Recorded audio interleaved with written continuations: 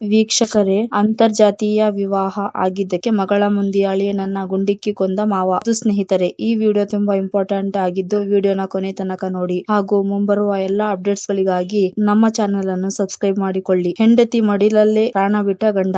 ಹೌದು ಸ್ನೇಹಿತರೆ, ಅಂತರ್ಜಾತೀಯ ವಿವಾಹ ಆಗಿದ್ದಕ್ಕೆ ವ್ಯಕ್ತಿಯೊಬ್ಬ ಮಗಳ ಮುಂದೆಯೇ ಅಳಿಯನನ್ನ ಗುಂಡಿಕ್ಕಿ ಕೊಂದಿರುವ ಘಟನೆ ಬಿಹಾರದ ದರ್ಭಂಗದಲ್ಲಿರುವ ಸರ್ಕಾರಿ ವೈದ್ಯಕೀಯ ಕಾಲೇಜು ಆಸ್ಪತ್ರೆಯಲ್ಲಿ ನಡೆದಿದೆ. ರಾಹುಲ್ ಕುಮಾರ್, 25 ವರ್ಷ ವಯಸ್ಸು, ಹತ್ಯೆಯಾದ ವ್ಯಕ್ತಿ. ದರ್ಭಂಗ ವ್ಯಕ್ತಿಯ ಕಾಲೇಜು ಆಸ್ಪತ್ರೆಯಲ್ಲಿ 2ನೇ ವರ್ಷದ BSc ನರ್ಸಿಂಗ್ ವ್ಯಾಸಂಗ ಮಾಡುತ್ತಿದ್ದ. 4 ತಿಂಗಳ ಹಿಂದಷ್ಟೇ ಅದೇ ಕಾಲೇಜಿನಲ್ಲಿ ಮೊದಲ ವರ್ಷದ ನರ್ಸಿಂಗ್ ವಿದ್ಯಾರ್ಥಿನಿ ತನು ಎಂಬಾಕೆಯನ್ನು ಪ್ರೀತಿಸಿ ಮದುವೆಯಾಗಿದ್ದ ರಾಹುಲ್. ಅಂತರ್ಜಾತೀಯ ಅನ್ನೋ ಕಾರಣಕ್ಕೆ ಕುಟುಂಬದವರಿಂದ ಭಾರಿ ವಿರೋಧ ಇತ್ತು ಅಂತ ತಿಳಿದು ಬಂದಿದೆ. ಇನ್ನು ಗುಂಡಿಕ್ಕಿ ಹತ್ಯೆಗೈದ ಬೆನ್ನಲ್ಲೇ ರಾಹುಲ್ನ ಸ್ನೇಹಿತರು ತನುವಿನ ತಂದೆ ಆರೋಪಿ ಪ್ರೇಮ್ ಶಂಕರ್ ಝಾಗೆ ಹಿಗ್ಗಾಮುಗ್ಗಾ ಥಳಿಸಿದ್ದು, ಅವರನ್ನ ಆಸ್ಪತ್ರೆಗೆ ದಾಖಲಿಸಲಾಗಿದೆ ಎಂದು ಪೊಲೀಸರು ತಿಳಿಸಿದ್ದಾರೆ. ಹೆಂಡತಿ ಮಡಿಲಲ್ಲೇ ಪ್ರಾಣ ಬಿಟ್ಟ ಗಂಡ. ಮಂಗಳವಾರ ಸಂಜೆ ಜರ್ಸಿ ಧರಿಸಿದ್ದ ವ್ಯಕ್ತಿಯೊಬ್ಬ ರಾಹುಲನ ಬಳಿಗೆ ಬಂದಿದ್ದ. ಹತ್ತಿರ ಬಂದಾಗ ಅದು ನನ್ನ ತಂದೆ ಅನ್ನೋದು ಗೊತ್ತಾಯ್ತು. ಅವನ ಕೈಯಲ್ಲಿ ಬಂದೂಕು ಇತ್ತು. ನನ್ನ ಕಣ್ಮುಂದೆಯೇ ನನ್ನ ಗಂಡನ